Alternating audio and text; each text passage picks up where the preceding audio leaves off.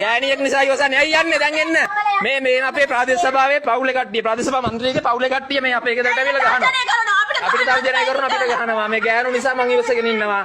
මේ නිපුණ ප්‍රාදේශ සභා මන්ත්‍රීතුමාගේ ඇයි මේ ගහනවා අපිට ගහනවා. මේ අපේ ගේ ඇතුලේ ඉන්නේ අපේ ගේ ඇතුලේ ඉන්නේ නිපුණ NPP මේ මාලිමාවේ ප්‍රාදේශ සභා මන්ත්‍රීගේ අම්මා මේ අම්මා මේ නෝනා මේ නංගි අන දැන් ලාඩි වෙලා ඉන්නොත් අපට කුණුහත් වෙන්නේ. දැන් හොඳට කතා කරන්න එපා. හොඳට කතා කරන්න එපා. ඇයි වාඩි වෙන්නේ?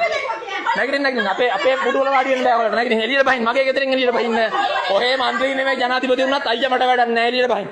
නංගි එළියට බහින්න බෑ. මගේ ගෙදරින් එළියට බහින්න. මගේ ගෙදරින් එළියට බහින්න. මගේ ගෙදරින් එළියට බහින්න. අපිට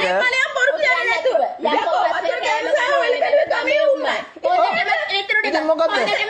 මේ මන්ත්‍රී කෑම ගැන කොහොමද දන්නේ නැහැ කොහොමද? ඔව්. මේ දන්නේ නැහැ කියලා කිව්වා. ඔහෙ ගිහලා නිකුණගෙන් අහන්න. ඊයේ උදේ ගම් වතුර ආපු දවස් ඉඳලා තාමත් මම හැට දැක්කලා නැහැ මේ මිනිස්සයා. අපේ ගිහලා අන්තිමට මේක කරනවා. ඔබ දේශපාලනය කරන්න. අපි දේශපාලනය කරන්න අපිට ඕන විදිහට. අපි දේශපාලනය කරේ නැහැ ගමේ කවදාවත්. හරිද? අපි කියන්න හොයලා බලන්න ඕනේ කියලා. අනිත් එක මේ පෝස්ට් එකක් තාම වඩා ඉන්න උණු හාර්ම මොනවත් වැඩක් නැහැ. ඕගොල්ලෝනේ මගේ ගෙදරට ආවේ කවුද? මගේ ගෙදරට ආවේ කවුද ගහන්න තර්ජනය කරේ. මේ ගෑණි තනියෙන් ගෙදර ඉන්නකොට ගෑනු තුන් දෙනා ඇවිල්ලා මේ ගෑනට වෙන්නේ නැත්නම් මේකේ කටුකරෝ සභාවේ මොනවද කියුවේ ඇවිල්ලා ඈ ගැව්වේ කවුද? ගෑනුලා ගැව්වේ කවුද මට? ගෑනු ලැජ්ජ නැත්ද ගෑනුන්ට? අමුසලගේ ආත්ම ගෞරවය තියාගෙන ඉන්න. අතන පහුගිය දවස්වල එළියට බහින්න